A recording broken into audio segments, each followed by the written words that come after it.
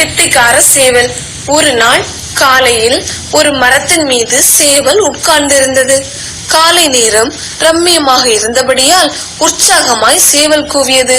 பல தடவை கூவியது. இதை கேட்ட நரி அங்கே வந்தது. நரிக்கு சரியான பசி இருந்தது. அந்த சேவலை பிடித்து சாப்பிட ஆசைப்பட்டது. ஆனால் சேவல் மரத்தின் மீது இருந்தபடியால் அதை பிடிக்க முடியவில்லை. இதற்காக ஒரு தந்திரம் செய்ய நினைத்தது. உடனே சேவலை பார்த்து, சகோதரனே வணக்கம், ஒரு நல்ல செய்தி நீ கேள்விப்பட்டாயா?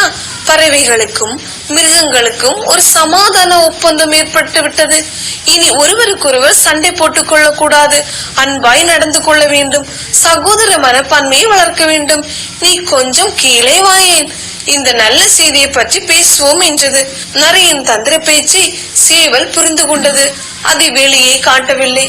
தூரத்தில் எதையோ பார்ப்பதை போல் தலையை தூக்கி பார்த்தது.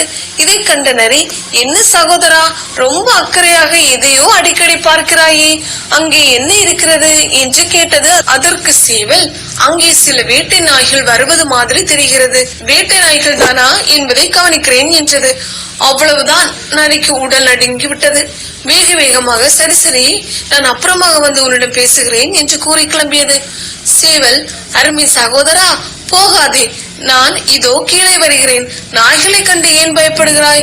இப்பொழுதுதானே நீ சொன்னாய் எல்லோரும் இடையே சமாதான ஒப்பந்தம் ஏற்பட்டிருக்கிறது என்று. நரி, அந்த ஒப்பந்தத்தை பற்றி அநேக பேர் கேள்விப்பட்டிருக்க மாட்டார்கள். அந்த நாய்களுக்கு தெரியாமல் இருந்தால் நான் என்ன கதையாவது?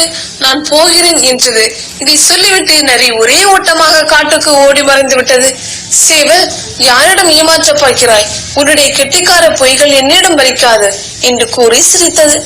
கெட்டிக்காரன் புலிகினாலும் அது புத்திசாலியிடம் வெளிப்பட்டுவிடும்.